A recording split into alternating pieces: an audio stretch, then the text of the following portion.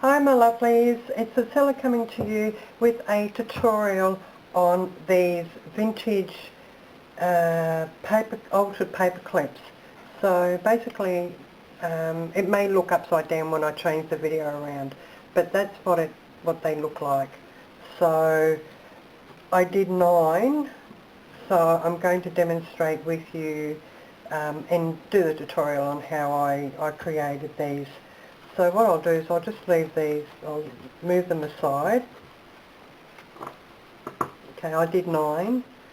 Okay, so what we'll be needing, if you want to actually follow along with me, is you can pause the video and get your supplies. So all you'll need is some cardstock. Now I'm just using paint swatches. Now I've got these from Paint Inspirations in Australia. There's plenty of stores. And also these from Paint Inspirations, and they're just the paint samples, paint swatches. Now you can get any colour, it doesn't matter. For this design you need 2, okay. For this one you only need 1, okay. So what we'll do, just got to get myself organised here. Okay, and that's the page that I'll be using to demonstrate on what it looks like when it's completely done. So now if you don't have a lot of equipment or supplies, as long as you've got a pair of scissors or one of these X-Acto knives or a craft knife, okay, where was that X-Acto knife? Anyway, I've got an X-Acto knife. I did put it somewhere, but okay. So you'll need some glue and some paper clips. Now I'm just using the small ones. You can use the long ones. So I just choose to use these. Now bearing in mind when you do create them, of which way you're putting your paper clip on the back. So you're putting it on the page either down this way or down that way, facing across. So to get started, these paint swatches, all I did was basically, I'll grab 2, okay, I just folded it in half, okay, and the other one was already, here we go, okay, it's late in the afternoon. Okay, so now you may need to put a bit of washi tape around there to make it straight. Now I've got actual dye. That's the particular cutting die that I used on the paint swatches. Now if you don't have a cutting die, if you can get something square enough and just draw around it, and then you can just use your X-Acto knife. Okay. Bear with me.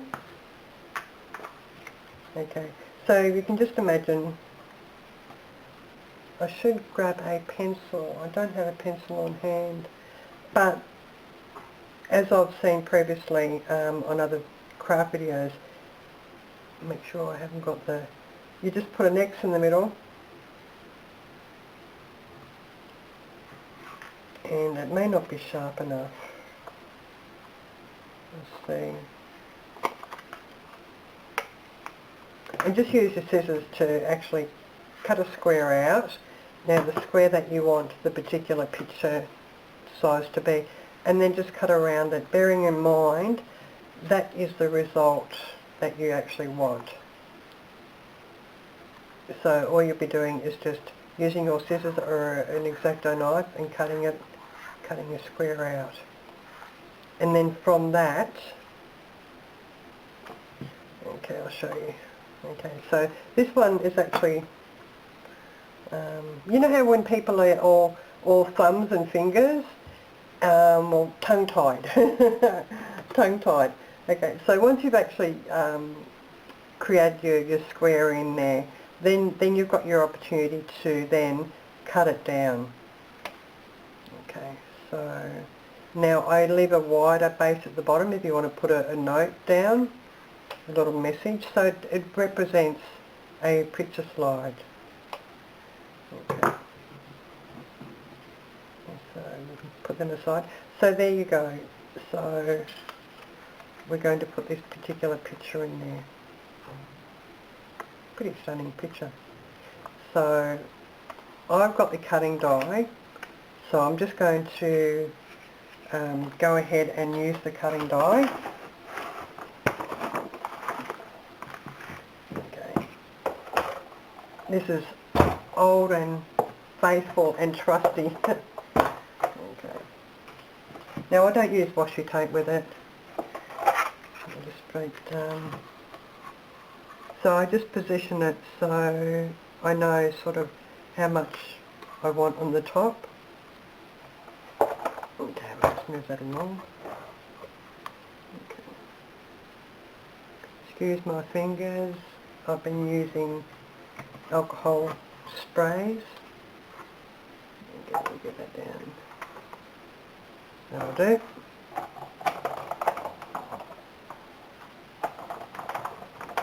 So your paint swatches, you know, you can get them for nothing, so, and it's good cardstock.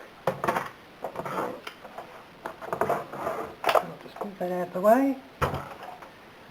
Move this out of the way. It just sort of covered everything up. So as you can see, the cutting die. Now keep the backings because I'll show you what we do with them later. Now I'm just going to put my glue gun on just to make sure it's hot. Okay. Getting ready. So as you can see, you've got this, and all I do is then just cut it down. Now you can choose how thick you want the size to be. Now I just guesstimate, basically, you know, what how much I want left on the sides.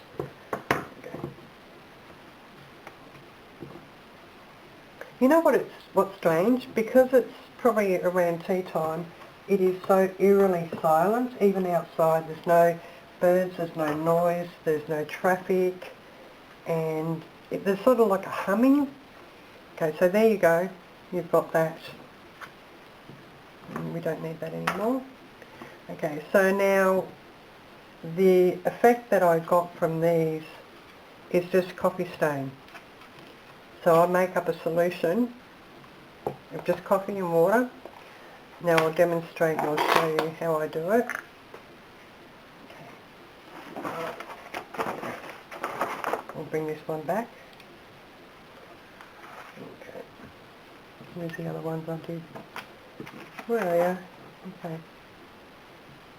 Now bearing in mind you're going to be gluing the two together once you put the picture in there. So okay, so I just make up a solution and just sort of, just use your finger.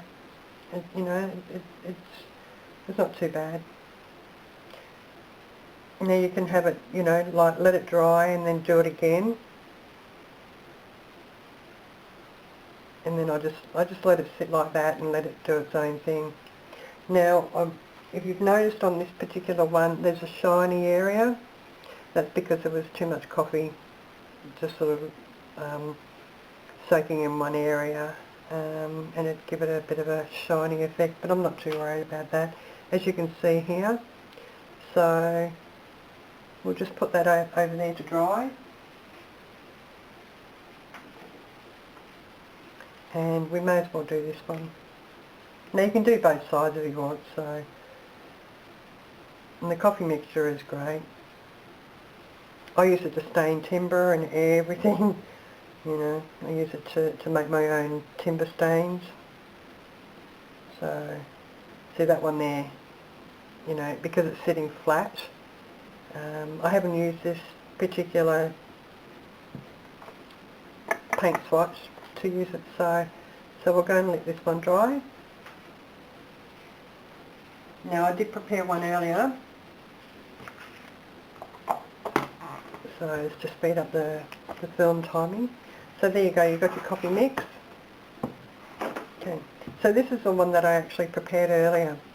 Now when you find your pictures, depending on where you want to get your pictures from, that's actually one I cut out just with with the X-Acto knife, and it's not accurate because I was just sort of experimenting. This is really blunt, this blade, but because I had the die, I was able to. Now you can make them larger, smaller, depending on, you know, your pictures and what you want to actually put in them. So this was one that I actually did. Now excuse the shadows, I've just realised that. So when you're measuring up your pictures for the frame, I just hold that over there. And because it's brasso metal polish, I don't want that in the actual in the frame. So just hold it to the frame and then cut your picture around. They're fairly easy to make.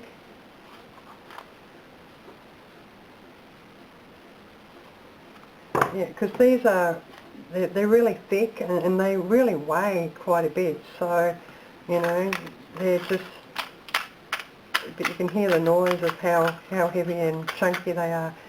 So I thought, oh, I'd make them out of cardboard. So once you've done that, put them aside. Just trim it off slightly again, because you don't want it to be the size of the frame, you just want it slightly smaller. So, and I'm just using ordinary PVA glue. You can use a glue pen, what's it, rolly one? Glue stick. So all I do is just go around the edge. You don't need much glue initially, because what you're doing is you're going to be gluing the frame together. Okay, I'm just going to make sure I've got it in the right position. So then you can move it about before the glue sets. Okay, and I've done a boo-boo.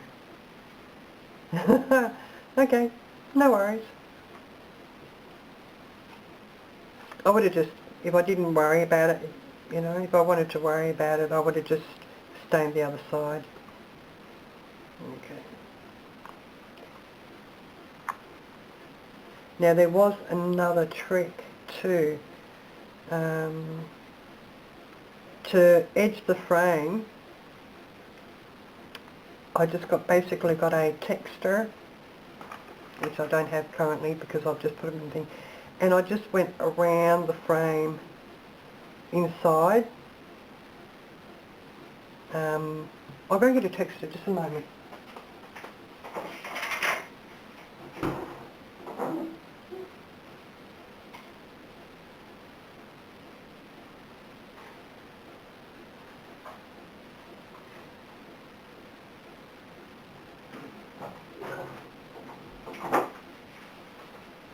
Yeah, I'm just organising my craft room, so I've taken everything out there. Okay, so we'll use the actual back of that. Okay, so basically I get a, no we don't, we need this side. Oh no, we need this side. So I just get a texter, marker, whatever you want to call them. Sorry if my head's in the way. Okay. Hasn't worked out. Don't know why. But if you get a, maybe I need a thicker texture. So as you're going around your frame, you're sort of leaning to the outside. So it creates that like border-like.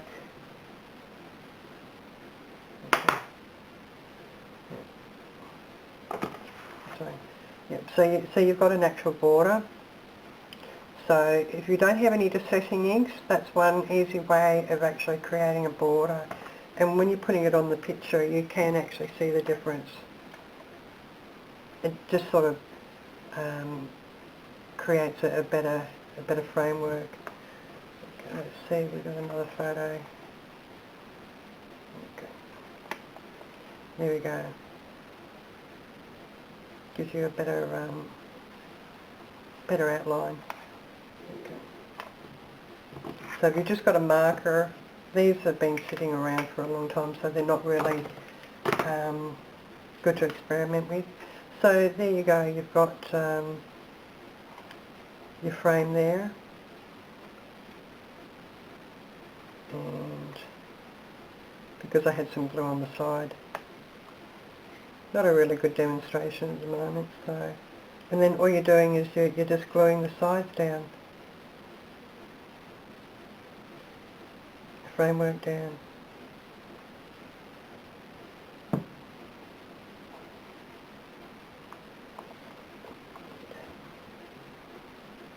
we go. Now remember when I said to keep these? These are from the backing. Now this one though. Okay, very hot. Now if you're using a glue gun, be very careful if you've got a hot glue gun. So all I do is I just get a paper clip. Okay. Now I usually put the long side down at the back. Now I don't put it all the way down. See where the paper clip ends up to here? Okay, just shoot it back up there, and then just make sure you've got it in the middle. Now this is if you want your paper clip to go on like this. So if you want it on the side, okay, that's caught in some, it's caught in the stitch. Okay, put your paper clip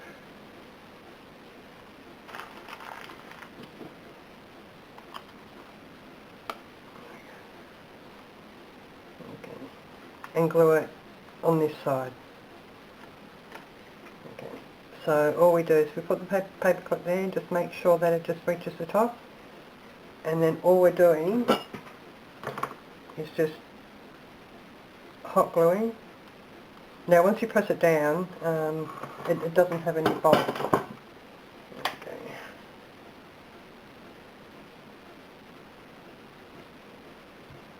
That sits in there.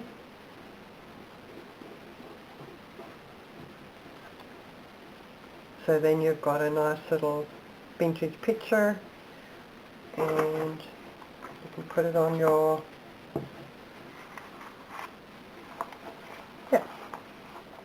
so you can, do lots of different things. You can, do some script writing, or use your script stamps to go around the outside.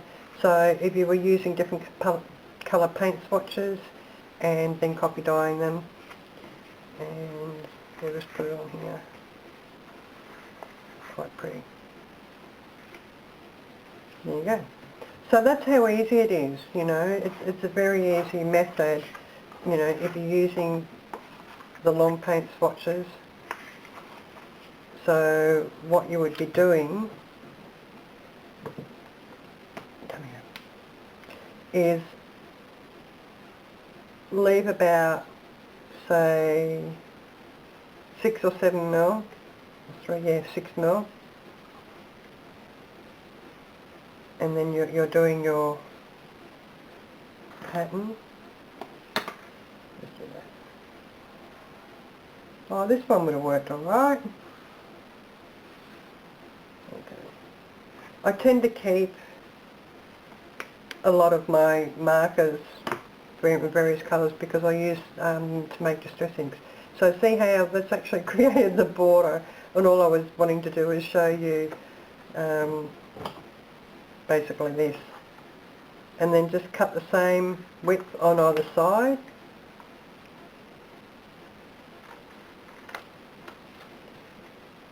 Okay, and then leave a larger area at the bottom. And when you cut that out, if you've got an X-Acto knife and you're cutting the complete square, that's what you're left with, and then that goes on the back to glue your picture. And So, you know, depending on what sort of pictures you've got. Gee, I tell you what, I'm making a mess of this video. Could be because I'm just tired. Yeah. Okay, so that's just a beautiful couple. Yeah, that one there. And this one was London's Underground. And then you can move them around, you know, whether you want part of the train there or, you know, the words. I think it was saying Hollyway across there. So that's it. That's just how easy it is, you know. It's a simple case of, you know, just using a cardstock, you know. So that's the size you want. And you want 2 of those because you'll be putting your picture in between them.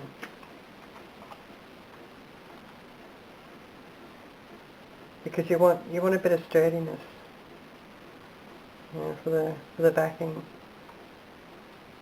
So that's it from me. Yeah, so you have a bit of sturdiness at the backing there. And then that goes, there you go, with your paper clip. So don't forget if you want it sideways or down on the page. So that's it for me. That's about as much as I can do at the moment. So I'm really flaking, I'm really tired, I've had a really big, exhausting day. So like I said, be careful with the hot glue gun if you use a hot glue gun. So I initially made 9, you know, some pretty pictures there. So yeah, so just look for some, you know, pictures that are, you know, fairly about like that. So if you put a small one in your palm of your hand, say that as long as the face is no bigger than your thumbnail. So you have a look. Yeah, so that can give you some indication of what will fit in the square.